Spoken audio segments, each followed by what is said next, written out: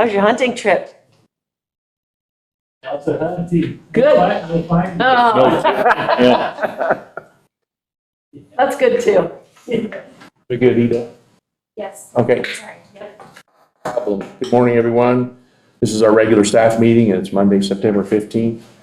We'll start off the agenda with our mid-month interim warrant review. Misty, do you have any additions or corrections to the list?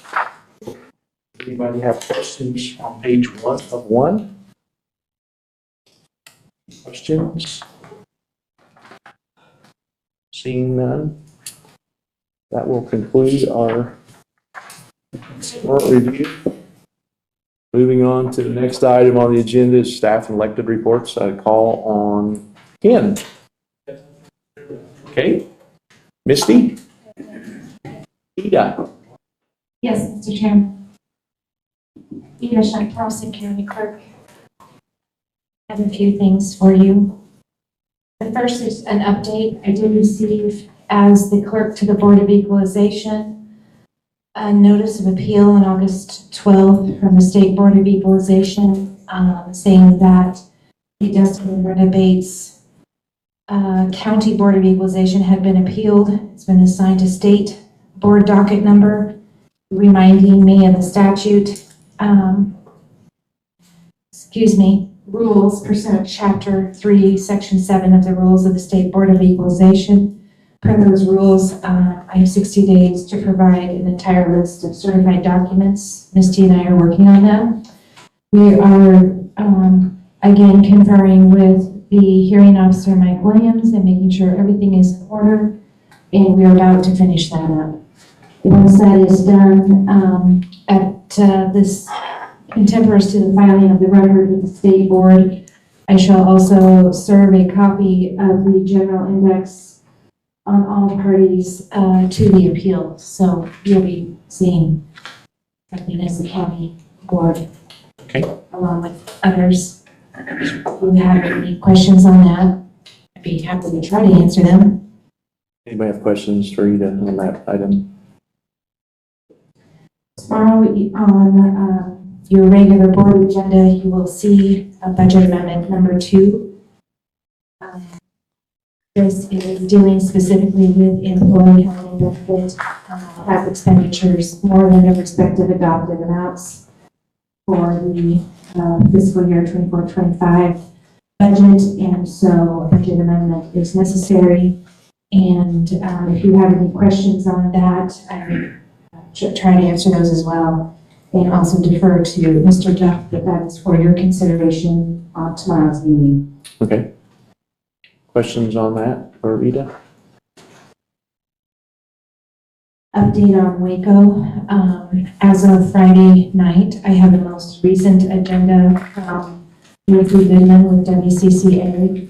As you know, it is subject to change and does update. So I have the most recent agenda. If anyone would like a copy of that, I've got several copies with me today. She's reached out and let me know who all is going for Sheridan County. So we have 11 people attending so far as of Friday. And she reminded me that as a county, we need to provide a gift that's handed out during as a door prize during the banquet. That typically has come out of the Board of Commissioners budget. So if they're usually, in the past, I have helped take care of that, or you have picked out that gift. So if you want me to help with that, picking out the gift, let me know. You're more than welcome to learn, of course. But I have helped in the past with that. If that is something you want me to do. I can't remember the budget amount, but I think it's 100 or less. Okay. If that has not changed in your budget, I can't remember. She reminded me that transportation will be provided for the county welcome reception as well as the banquet from the Holiday Inn and from the Comfort Inn. So people are carpooling and things like that. That's the two places to pick up transportation. And then I just wanted to offer, again, if anybody wants to carpool, Renee Botten, Clerk of District Court, and I are now carpooling. If anybody else wants to carpool with us, please join us. We have the county Jeep And I know once I get there, I can hop in with other clerks and things like that. So if any of the other 8 people going on a carpool or do something together, let Renee and I know. Any questions on Waco? Questions? So you don't mind doing the gift for the reception, Ida? Mr. Chairman, I thought that Katie in the treasurer's office was doing it. Yeah, I don't know. Is that right? Yeah. yes. Cameron, have we given her? Oh, So- good, that's what Kelly's going to talk about. Oh, okay. There comes Kelly. Okay, very good. Kelly, can you help us? That was a big sigh, Kelly. Yeah. Yeah. Yes.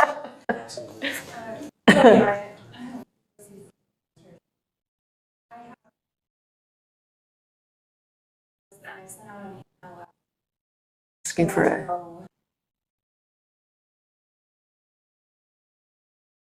Very good. Yeah, Mr. Chairman, I thought we had typically always done like between 100 and 150, but maybe there's a, It's Policy? actually a budgeted item, so you could check your budget. It's what it is. Do we know the answer to that, Cameron, right off the bat? what, from, Mr. Go. Other commissioners in the past, but Cameron, I apologize, I don't know what the exact dollar amount is, sorry. Okay, but we'll But find it. it's, yeah, Okay. I would say it has been 100 in the past. There you go. Very good. Thanks. Thanks, Kelly. Mr. Chairman, if I may continue. Yep. I'm making a formal request this morning. I had reported earlier that the county clerk's office has seen an increase in workload of 7%, almost 8% increase in workload over number of documents processed from year to date, from last year at this time.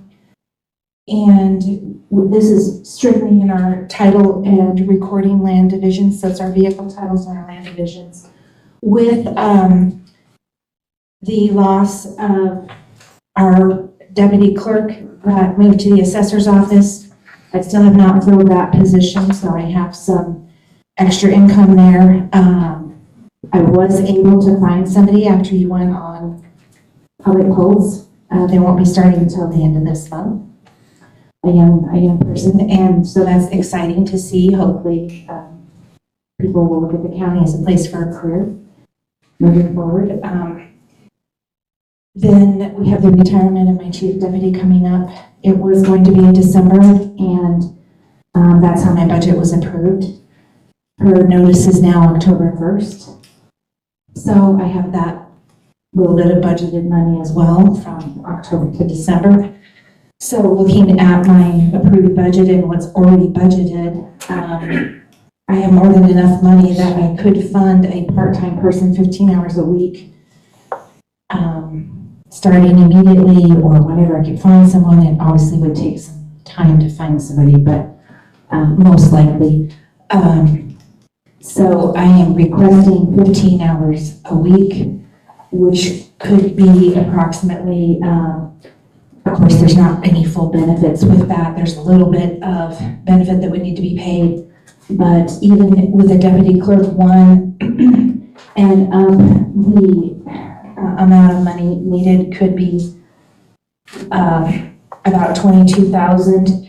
And currently, I'm already at 23,000 plus, which would be to the positive in my budget currently, as already approved. So my budget as currently approved would cover this additional part-time employee for 15 hours a week.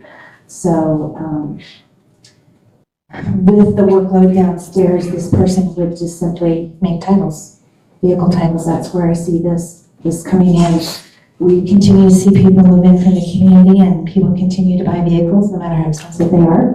Just blows my mind. So the statutory requirement that I'm really worried about is that most of these vehicles are purchased on liens, and my office has 48 hours, and that is it, to turn around and perfect that title work. And with the increased load and the fact that my chief deputy was creating a good amount of those titles, we do anywhere from 50 to 100 titles a day.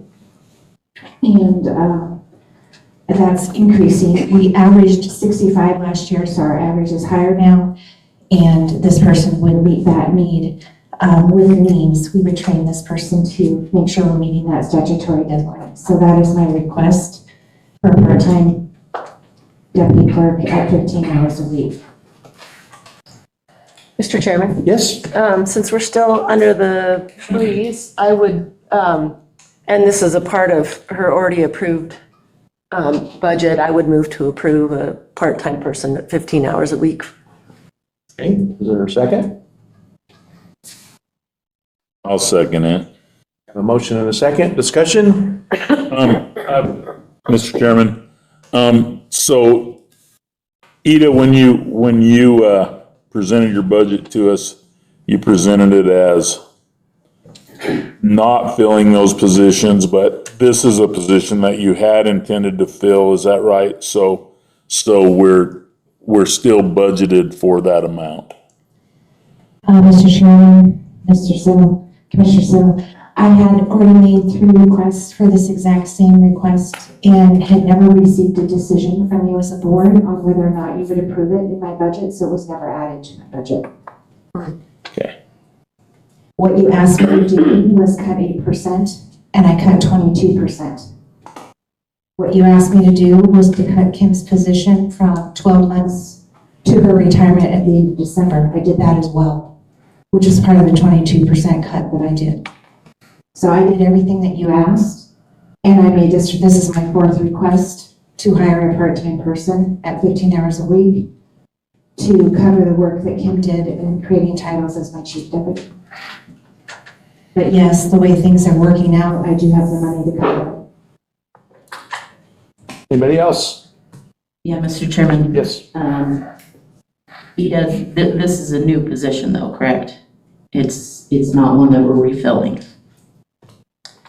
The chief deputy position will not be replaced, that is correct.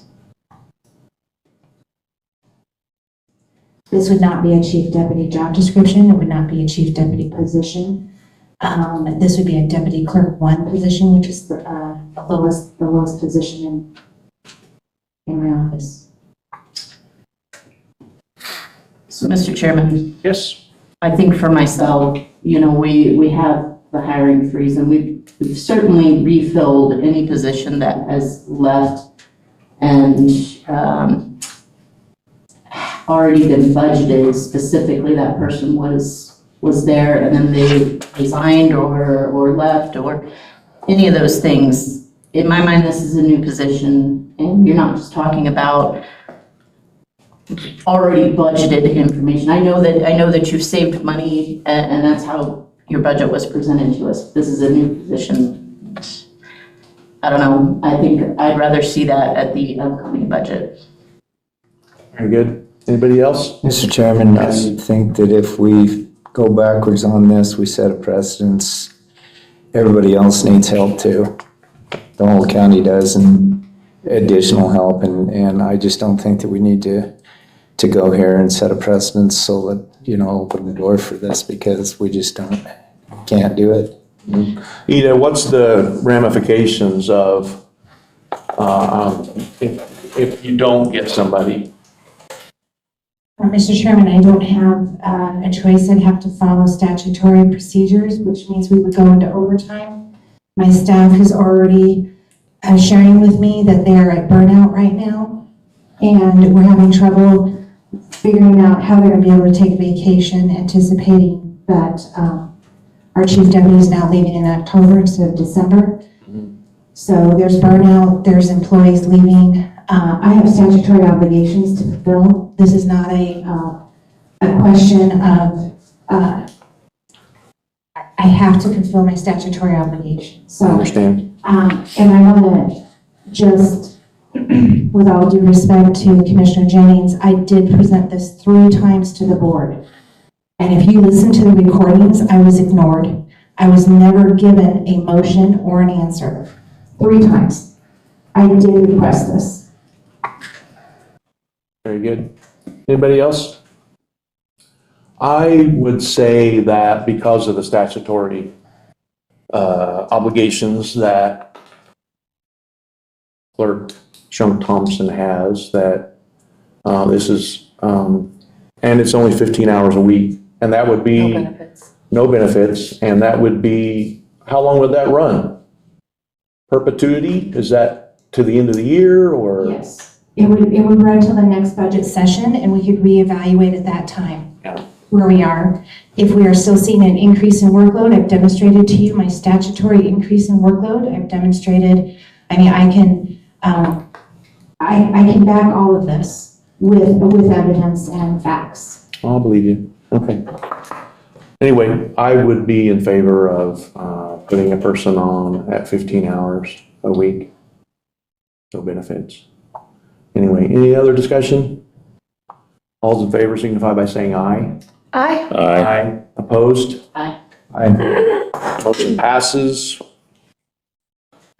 Anything else? Thank you, Mr. Chairman. Yep. I have a request from my staff.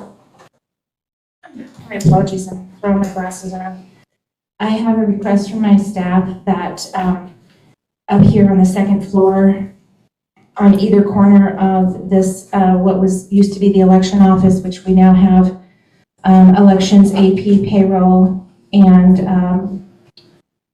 to the Board of Commissioner offices up here, that they would like for me to purchase a couple of mirrors, and I can afford to do this out of my budget, anywhere from $65 to $40. However, out of respect and out of your consideration, I want to propose this to you. These mirrors would be placed in the hallway, which is your hallway, not my office. I have one of these in my office downstairs. It was something that was suggested by Bruce Edwards quite a while ago, and the then sheriff, to help us see if people are hiding. When things go south, is somebody hiding behind the pillar, somebody hiding behind the corner, and this allows my staff to see around each corner. They get blindsided, that people are just immediately upon them on either side. Part of the problem that we currently have is we have no camera in this hallway in front of this office. So if something were to go down, there is no camera there. I'm hoping to resolve that. I'm gonna wait and speak to that a little bit more about, with Mr. Lukowski, is he here today? Hi, Jesse. But I just thought, in talking to my staff, in talking to Mark Ramber, trying to figure out the best way to help my staff feel more secure. If something were to go down and they didn't know somebody's hiding around the corner, we could have a mirror in either corner. They could look at the mirror and know what's going on. If they need to exit for an active shooter out the back or out the front, what they need to do. And I thought this is a reasonable amount of money that maybe would help my staff feel more secure. So I'm asking your permission, your thoughts on that. I'm willing to work with, continue to work with IT, with emergency management, and with Mr. Dove, you know, exactly what the best mirror might be or what that might look like. But Anybody got thoughts about that? Mr. Chairman, Clerk Thompson, just a question. Are you talking about putting them on corner out here on this opposing wall? I'm not sure exactly where they would be placed, but while you're in that office, you could see around either hallway coming from the stairs or from outside. They could see if somebody's hiding. Or see somebody there coming. Right. Anybody else? Everybody. I don't have a problem with it, yeah, I think that's fine. Yeah. Everybody okay with that? Okay, Mr. Chairman, Yes. the reason she's asking is because the hallway is responsibility of the commissioners. I just want to say, if we're doing it for one office, we have to do it for all offices. We can't be narrowed down to just one department. So I just want you to consider that if you do get other requests in this building, then you should be able to grant those as well. Mr. Chairman? Yeah. Would it be possible to get an idea on how many mirrors we might need before we move forward? Mr. Chairman, Commissioner Jennings, I'll have Jesse take a look into that along with maintenance and see where we stand on that. Thank you, Mr. Chairman. And just to clarify, the mirror that I'm using downstairs is inside my office. I did pay for that. And what it does is, you see that post right there at the end of the board, at the end of the desk there? We have a post like that. And we cannot see when we're sitting down, when people are hiding behind that in our office. And so this is a great thing to see. It makes sure, first of all, make sure we don't miss somebody standing there. It's unbelievable the amount of times people will just walk in and we miss somebody. And we look in the mirror and we can see somebody sitting on the bench or somebody standing behind that post. So it helps in that respect as well, but also if there's an active shooter, that was an area that was identified as a blind spot for our office. So we did take care of that and a lot of that. Okay. All right. Anything else? Mr. Chairman, no, I'll wait to speak on the other. Okay. When Mr. Kowski comes up. Thank you very much. You. Appreciate it. Okay, moving on. Mark. Kind of late to the parade, Mark. Sorry. Catching up here. Thank you, Mr. Chairman, members of the board, Mark Reed. So tomorrow, you probably aware of what's on your agenda, the ballistic draw final plat. Also, the request to remove a condition regarding fencing on the Farrell Minor subdivision. So if you have any questions on that, I'll see if I can answer. The office has received a couple of applications. One's for a rezone from ag to rural residential for 102 acres on McCormick Road. Planning Commission will hear that on November 6th, and you've been tentatively be scheduled for December 2nd. Also, we have the final plat for Outlaw Commercial Park subdivision, which is one that has already gone through the preliminary plat. You guys have already approved that one, so this is just the final plat, and you'll be seeing that on October 21st. So that's got all I've got at this moment. Okay. Questions I can try to answer. If not, come on out to the office. We'll talk about it more. Questions for Mark, anyone? Mr. Chairman? Yeah. Mark, in our correspondence file, which I'm a little behind the eight ball because I was gone all last week, but I was reading this morning, that there's a permit expiring the way I read it, it must be for a gravel quarry of some sort that's expiring the 1st of November. It was in the stuff that I sent to you this morning. I was unaware, it just has a number on it and I didn't know for sure what it was. That may be the Taylor Quarry, which is out off of the interstate. I could be wrong about that, though. Andrew sent those out sometime. I don't understand. Okay. I'm thinking that's probably one. I don't believe they have an intent on renewing that. Okay, all right, I can get back to you on that. all right, thank you. Yeah. Yeah, I'm just partway reading it. I haven't gotten through. It didn't say what it was, it just had a number there and I didn't know what, yeah, okay, Section 9. yeah, Yeah. all right, thanks. Oh, Okay, thank you. yeah. Thank you, Mark. You betcha. Thank you. Mr. Chairman, Yes. if I may, since we're in this corner, I had a couple questions for Ken. Oh. Actually, sorry, Mark. So on that, Act 59, getting our county roads recorded with the state, do we know, what's that process look like? What's the cost associated with that? I know they're not going to charge an easement, but I didn't know to get those recorded if there was something associated with it. Mr. Chairman, Commissioner, probably the biggest cost is the surveying Yeah. cost. And depend on, and it could be, I reached out to a surveyor that had done it before, and he kind of gave me a number per mile of if the section is monumented and stuff, you know, and you're looking at about 2,500 to 3,000 a mile. If the section is monumented, they got actually monumentation out there they could tie to and stuff.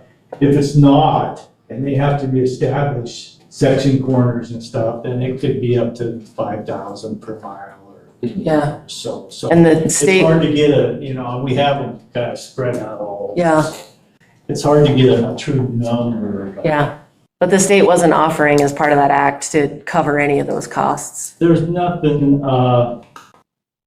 in Yeah, You know, I wasn't able to attend that webinar Rowdy did, you know, and there was talk about, told me that they were talking about maybe trying to put some money in a fund for counties to pay for the survey. Yeah. Okay. But Okay. whether that happens or not. yeah, But, you know, 2030 is gonna be here before too long. Yeah, yeah. Probably, you know, it's a big thing for the county. yeah. You know. And then my next question, and it's already been surveyed, but I couldn't remember if tomorrow, if we end up, you know, taking on Penrose, was that on the list? Would it need to be added to the list? No. If it's on We game, have roads, I mean, Penrose being yeah, kind of like when we have other roads that are on like game and fish property, yeah, like Ton Canyon's an example. yeah, Those aren't on the list. Okay. That's why they're not on that state land. It's only state lands trust. Okay. properties specifically, that- okay, That Act 59. yeah, okay, cool, thank you, that was it. That's it. Thanks, Ken. Okay, Jesse?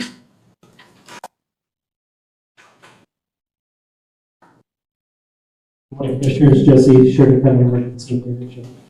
I came to you a couple weeks ago about the SHSP grant application for two different grant applications. Talking with elections and Vita's office, we discussed adding maybe a third application into that pool, which would be for election security specifically. So this amount would be for $12,310. As a reminder, SHSP funds are 100% if they're fully funded. So there's always the option for them to partially fund projects also. We usually tell them in the application if we'll accept partial funding or not.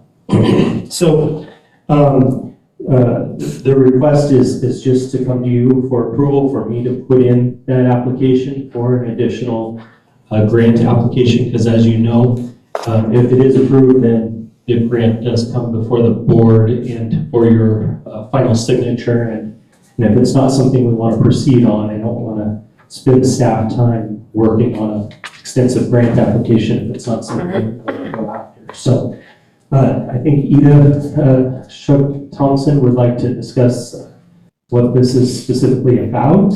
And so that if she can provide any details that she thinks is pertinent to that. Chairman, Commissioners, Ida Shook-Thompson, County Clerk and County Election Officer. When Homeland Security did a walkthrough with us in our entire building, again, this was identified, and at the time, we've done more than one walkthrough. One was with the former emergency manager, Bruce Edwards, and then I know with some with Mr. Ludikowski as well.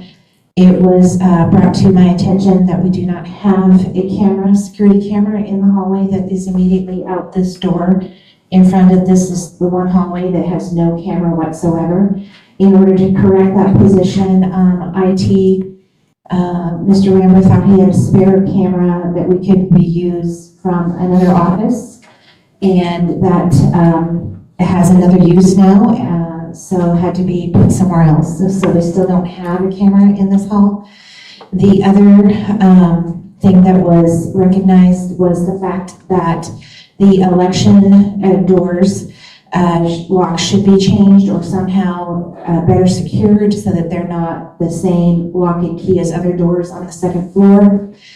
And it was identified that the election computers, anything hooked to the state of Wyoming for state voter registration, which are the computers in that front office, should be secure. We don't move the computers in and out to the vault.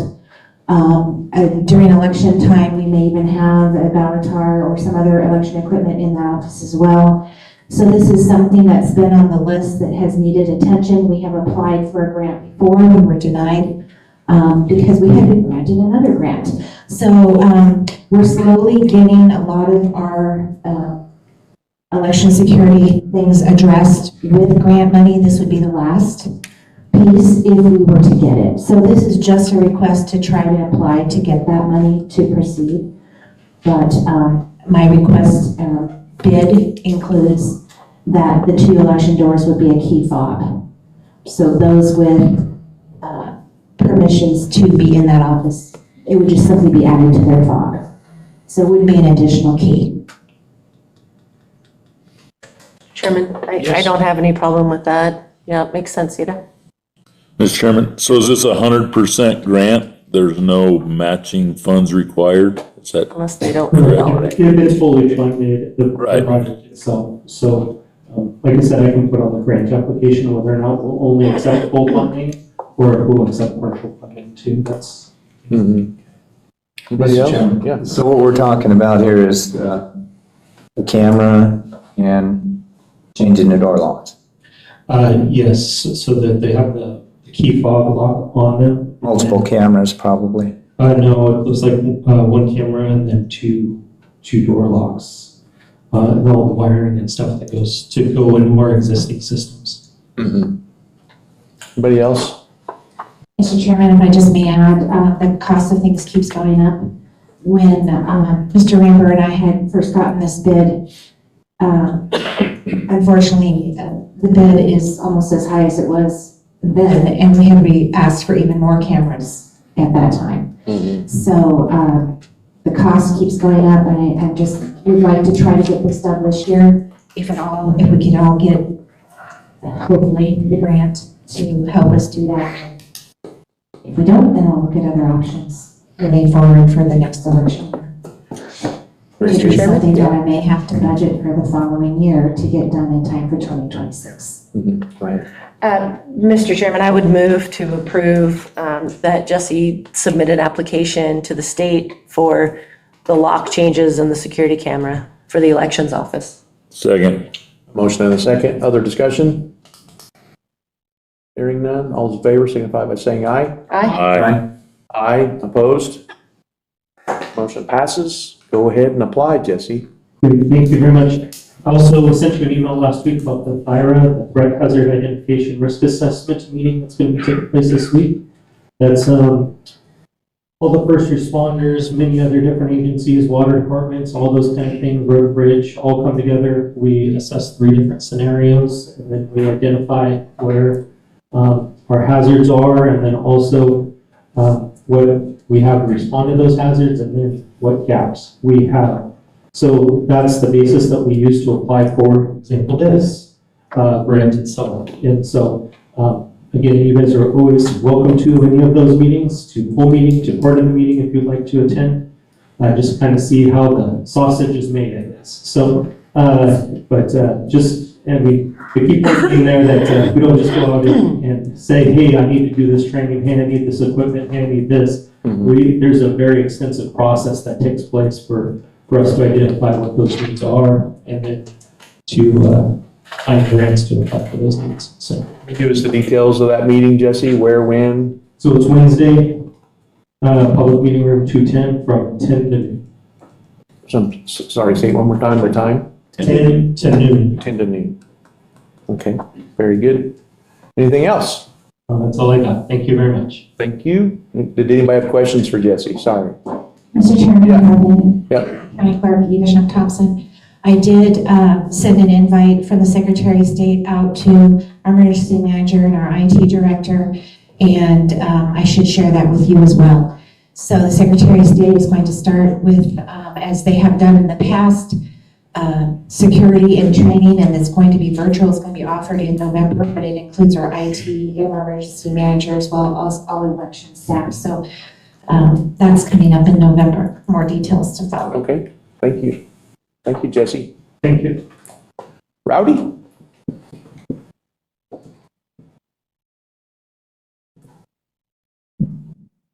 Good morning, Friday Ransom.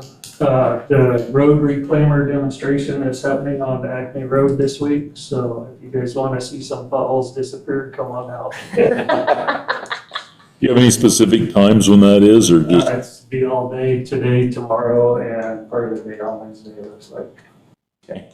Very cool. Thank you, sir. Magic show. Yeah. Renee? Levi? Kenny? Kimber? Yeah, Mr. Chairman. Robert?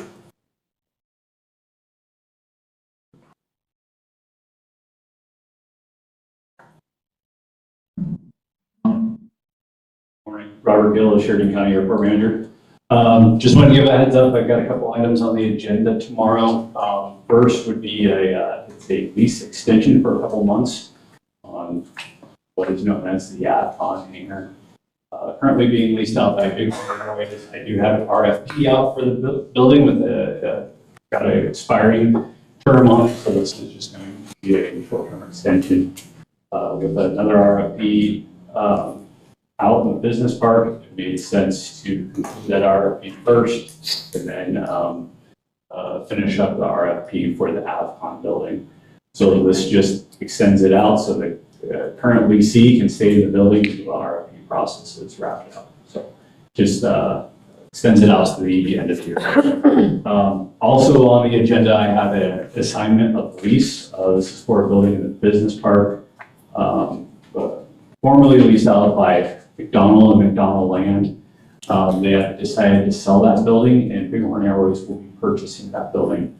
I have worked out a couple of options for Bighorn Airways on extending lease terms and those types of items, but they've elected not to change the lease agreement, so this is just going to be a straight assignment of the lease as is with no changes. Also, want to pass along, we started construction for the realignment of Taxiway Alpha project up there. Construction has started.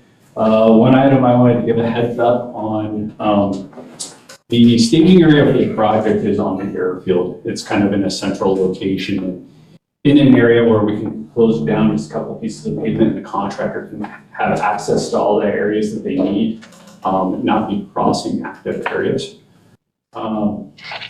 But it did make sense to set up a secondary staging area that is not on the airfield. This would be for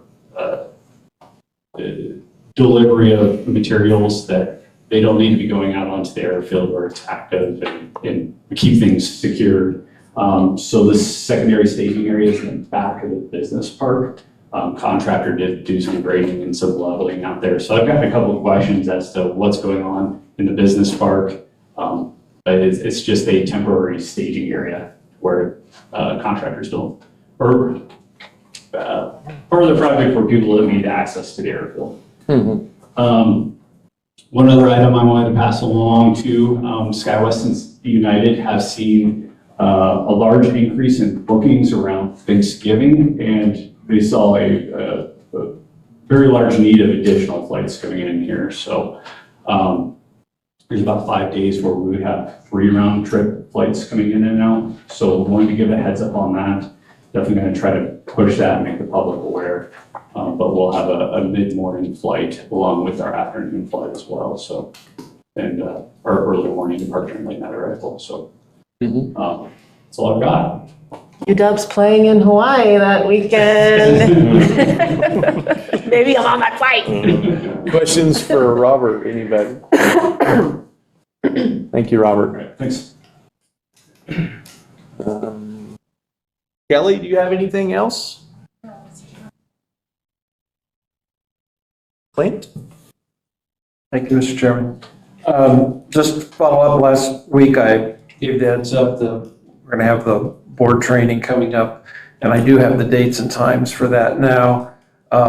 We do 2 opportunities in 1 week, and then, of course, we do record it for those that can't make it. September 30th, which would be a Tuesday, we'll do the evening show at 5:30. And then on Thursday, falls on October 2nd, we'll do the noon program. This would be in room 210 across the hall. Very good. Mr. Chairman. Could you repeat the second date? October 2nd at noon. Mr. Chairman. My other question is just how long you think those are going to hour. last? About an hour? As best we can, try to package an hour. Okay, thank you.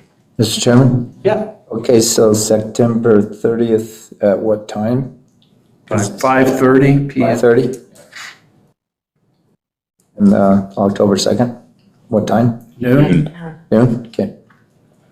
Okay. Thanks, Clint. Cameron? Mr. Chairman, excuse me. 2 weeks ago, we had the CWPP grant approval to start the contract negotiations with SWCA. They didn't get me their revisions back in time last week to get it on this, so I had it pulled from tomorrow's agenda. I just wanted you to be aware that supposed to get the revisions today. I'll have Clint look at it, and then we'll probably have to put it on to a staff meeting for approval rather than wait 3 more weeks on it. But it got pulled just because I haven't seen their revisions. Okay. Thank you. Thank you, sir. Mr. Jennings, do you have anything? I don't have anything. Mr. Arzi? I'm looking forward to that Bearcat out there at Acme though. I'll take that in, yeah. That's what we used to call them, as Bearcats. They're pretty cool, Right. pretty neat. Mr. Siddle? Just that Commissioner Jennings and I are on Public Pulse on Thursday. And so I guess if anybody has anything for Public Pulse, and I don't know, Kelly's sitting behind the post over there. Floyd had requested that we bring like department heads with us. Have we found somebody for this Thursday? Not yet, Okay, but I will get on that. okay. We can visit about it after the meeting. Perfect, no problem. Thank you. That's all I had. Commissioner Haswell? No, thank you. Okay, I don't have anything to add. We moving on the agenda. Discussion about property tax deferral program. Paul Fall, County Assessor.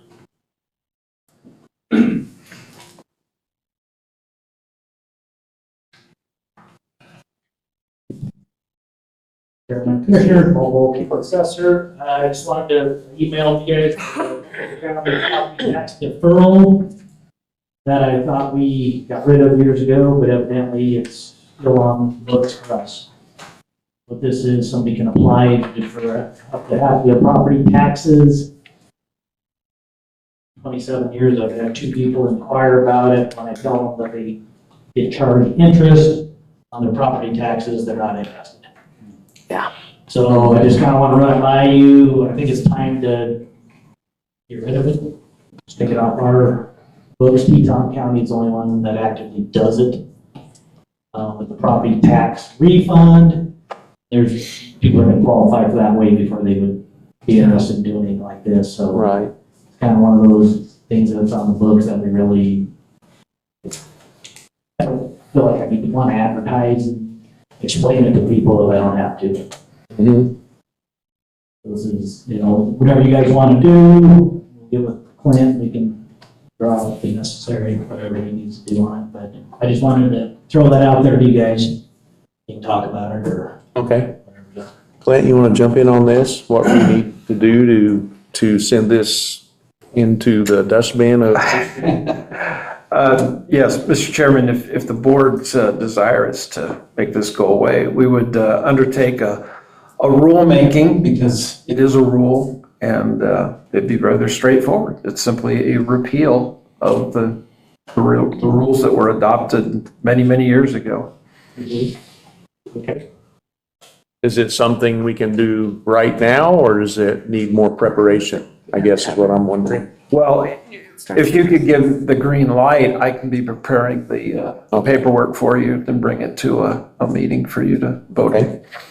Is everyone in agreement that this is something that probably should go away? Mr. Chairman, I just have a quick question for Paul. And so what's if this were to stay on the books, what's the maintenance of it? I mean, is it something that takes time and effort to maintain, or is this? Mr. Chairman, Commissioner Jennings, it takes no time, well, should say, it does take time, because if we have it on our books, I need to be advertising it along with all the other property tax exemptions that legislature has passed. Yeah. So basically, I'm looking at it, one more thing for my office to explain to a taxpayer that this is available, but again, nobody is gonna do it. Does that make sense? It does. Yeah. And then we're having enough trouble explaining what's going on. I get that. Okay. Anybody else? Mr. Chairman, Yeah. it makes sense to me. Nobody's using it. They're not going to. Yeah, like 27 years, you've had 2 people inquire about it. Yes. And, Yeah. and then they find out about the interest they have to pay, and that's the end of that, so, It's only up to half of their taxes as well, so it's Yeah. pretty complicated, to be honest with you. yeah, yeah. I think that we should just have Clint write us up the document that we need to approve to, Change the number. and unless we can just rescind the resolution as it is right now, but, It sounds like we need to do some preparation. Process. okay. So we have a process. So, all right. So is everybody good with Clint starting the gears in motion to do the process? Yes. Yep. Okay. Is that adequate, Clint? Thank you. There you go. Thank you. Thanks. Thanks, Paul. Next on the agenda, Sheridan Community Land Trust Quarterly Update. Sorry, we're running a little bit late. I like to be brief. Thank you, Mr. Chairman and Commission. Brad Bauer, Executive Director of Sheridan Community Land Trust. I'm just going to cover some of the projects that we've been working on this summer. And most of these projects are in partnership with the county. Many of them are affirmed by the county comprehensive plan as well. So we did this summer open 3 new trail segments on Red Gray Trail. We're working on a 4th, but contractor could show up. And just remind you that that particular project, the Red Gray Trail, county holds the right of way or permit on the BLM and US Forest Service trail segment. And then the SCLT, Sheridan Community Land Trust, holds a special use lease for the trail on state lands for that trail system. In addition to that, we opened 2 new trails at the Big Moose Natural Area, which is just west of town and county, about 2 miles. Under conservation, we're working on 8 conservation easements right now, which is also affirmed in the county comprehensive plan to explore local funding options dedicated to conservation and development, so right, or the development right acquisition. Outside of that, we're working on with 3 ag producers, virtual collars for livestock. It's the ultimate option in wildlife-friendly fencing and regular control of livestock. So we will have 3 producers, each of 10 or each of 100 head of cows with these virtual collars on. And they can manipulate the movement of the cows, close off areas, get them to water, exclude sensitive areas, all through the wonders of an app on their phone. So we're piloting that with 3 producers, and we'll also have those collars out at Big Goose Natural Area, so if you want to see them in action, come from the west of Main Street, 4 miles, the Big Goose Natural Area. That tower will be going in today. The cows will be coming in later this month still. And while you're out there, you can also look at several other wildlife-friendly fencing designs that will be installed out there this year. And then finally, history. We're working on moving streetcar number 115. It's Wyoming's last surviving streetcar. We're going to move that to the Big Goose Natural Area. Also, that type of work is affirmed by the county comprehensive plan, including to continue to support entities that promote Sheridan County's history, heritage, and scenic qualities. So hopefully we'll be making that move soon with historic streetcar 115. Our Explore History programs do continue. You guys are welcome to come to those. Second Tuesday of the month, they're at the Hub. The 3rd Tuesday of the month, they're at Tongue River Valley Community Center. Last weekend, we had a weekend version as well, which was at the VA Fort McKenzie to talk about history. So next week will be the Big Moose Walking Tour and Big Moose Walking Tour Artifacts. That'll be at the Tongue River Valley Community Center. That's a quick roundup of where we're at for the summer. Happy to take any questions. Questions for Mr. Chairman? Brad, are you gonna do any restoration on that streetcar? Or is it just gonna, I think I know it's in pretty bad disrepair, or is it not? Mr. Chairman, Commissioner Siddle, yeah. That's what I thought, yeah. Yeah. That's been one of the hardest aspects of figuring out the move is how to move it without it turning into a pile of sticks. Right. Yeah. We have 2 bids, a firm out of Casper, a local firm. And we're working. So we have plan B and C figured out. We're still working on plan A. Okay. All right, thanks. Other questions? Yeah. Okay, those collars, I'm interested in those. Can you give me a ballpark figure of what it costs per cow to have one of them collars on them? Mr. Chairman, Commissioner Arzi, yes. Give me a moment here. Each collar is $50. It lasts think this version, maybe the Hulk version, is out of New Zealand and now has a presence in Texas. Those collars last 3 years. So that you get sent them through your squeeze chute, and probably when you're vaccinated is when you put those collars on. But the towers are $6,000 a piece. No, $4,500 a piece. Sorry. And with our hilly terrain in Sheridan County, some of our piloting producers that we're working with are putting 6 to 9 of those collars or towers out. So there's a big startup cost in front. I liken it to if we all remember when you had bag phones for cell phones, kind of at that era, it's still really super expensive. Now you can go and get a phone pretty darn cheap, right? And we're at that age of the technology where they're still kind of figuring out a little bit of the kinks. The towers, you as an individual own the towers. With a cell phone, you don't own the towers. You rent the space, right, to use the towers. So hopefully we'll get to something, we're piloting, we're learning. Hopefully the technology proves that it's worth continuing to invest in. Our help that we're doing with these producers is we got a grant from a third party. And we paid for those towers. So we made it possible for those 3 producers to pilot, take that risk of piloting with us. We took the lion's share of the cost and we're able to pay that for them.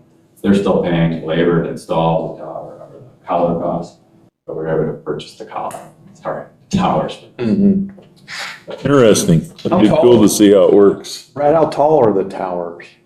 I'll know later today when I get to see one in person. Oh, But I okay. think they're like 10 feet tall, pretty minimal infrastructure. You put them on top of a ridge line. We will be doing a tour as part of this grant that we were able to pull together. We will be come see, kick the tires, come look at the tool in use. So I'll make sure I let the commission know when that tour is. Awesome. Probably next year, I'm thinking. Cool. Well, I could see where, like, along the face of the mountain where you're borderline with forest, there's no way you're gonna fence that and keep it fenced because you got elk coming through it all the time. I can see the benefit of this up in that area. That's why I'm curious about it. It's got multiple levels of benefit. I mean, there's less time fixing and maintaining and building fences. And then from a wildlife perspective, if there's less fences for them to break through and be in their way. Well, and you can protect riparian areas, and that's pretty important too. Yeah. Right. Yeah. Awesome. We look forward to seeing it. Yeah. Anything else for Brad? Anyone? Thank you, Brad. Appreciate it. Always appreciate it. Okay. With that, I think we're gonna adjourn at 9:52.